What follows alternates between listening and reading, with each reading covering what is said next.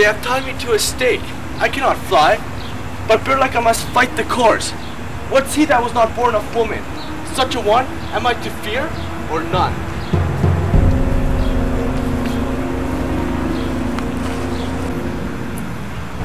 What is thy name? Thou'lt be afraid to hear it. No, though thou callest thyself a hotter name than any is in hell. My name's Macbeth. The devil himself cannot pronounce a title more hateful to mine ear. No, nor more fearful. Thou liest, thou horrid tyrant. With my sword I'll prove the lie thou speakst.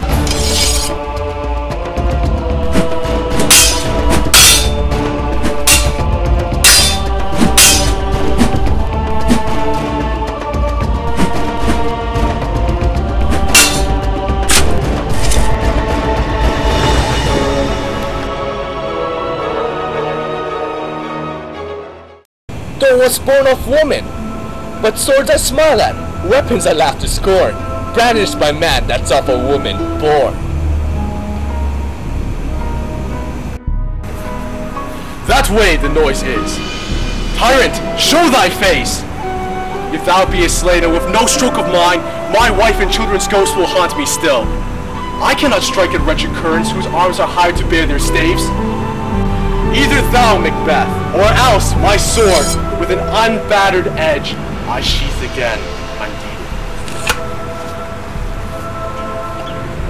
There thou shouldst be. By this great clatter, one of greatest note seems bruited. Let me find him fortune, and more I beg not.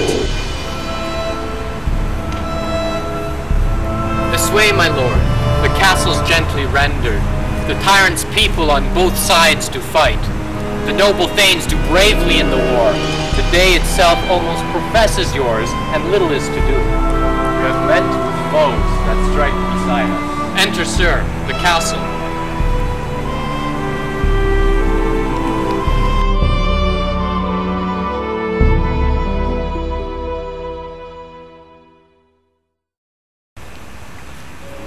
Why should I play the Roman fool, and die on mine own sword, whilst I see lives, the gashes, prepare upon them?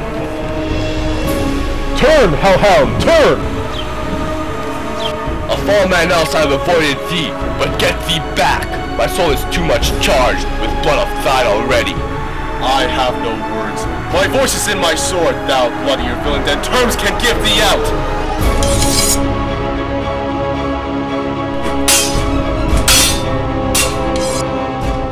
Thou losest labor, as easy may stole the entrenching air, though thy keen sword and press has made me bleed, and fall thy blade on vulnerable crest, and bear a charmed life, which must not yield to one of woman born!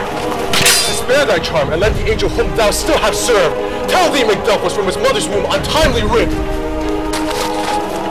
Accursed be that tongue that tells me so, for it has cowed my better part of man, and be these juggling fiends no more believed, that palter with us in a double sense, that keep the word of promise to our ear, and break it to our hope. I'll not fight with thee.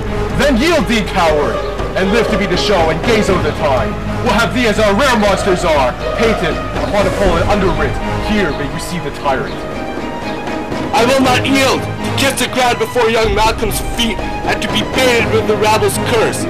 Though Burnham would become to Dunstan name, and though opposed being of no woman born, yet I will try the last. Before my body, I throw my warlike shield. Lay on, Macbeth, and damned to him that first cries, enough.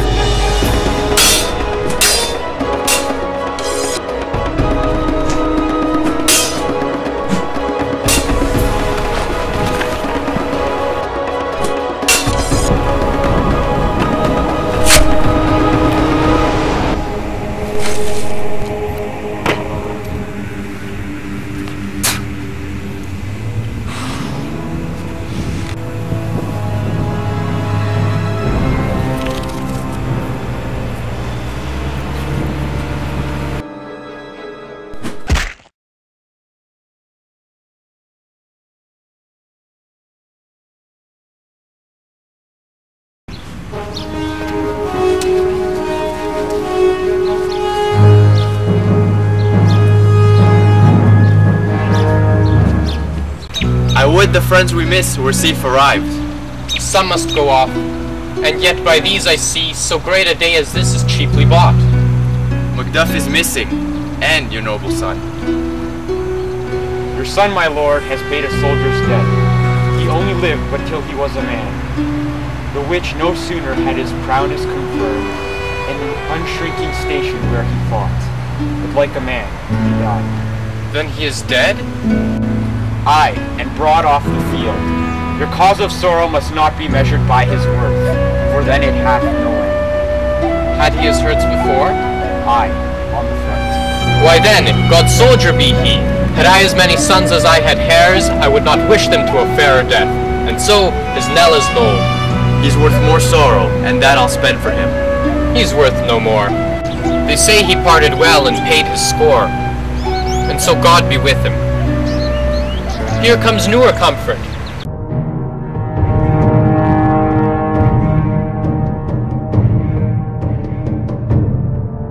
Hail, King, for so thou art! Behold, where stands the usurper's cursed head! The time is free. I see thee come passing thy kingdom's pearl, that speak my salutation in their minds, whose voices I desire aloud with mine. Hail, King of Scotland! Hail, King of Scotland! We shall not spend a large expense of time before we reckon with your several loves and make us even with you.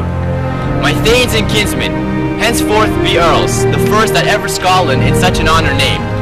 What's more to do, which would be planted newly with the time, as calling home our exiled friends abroad that fled the snares of watchful tyranny, producing forth the cruel ministers of this dead butcher and his fiend-like queen, who as 'tis thought, by self and violent hands took off her life. This, and what needful else, that calls upon us, by the grace of grace, we will perform in measure, time, and place. So thanks to all at once, and to each one whom we invite to see us crown at Skull.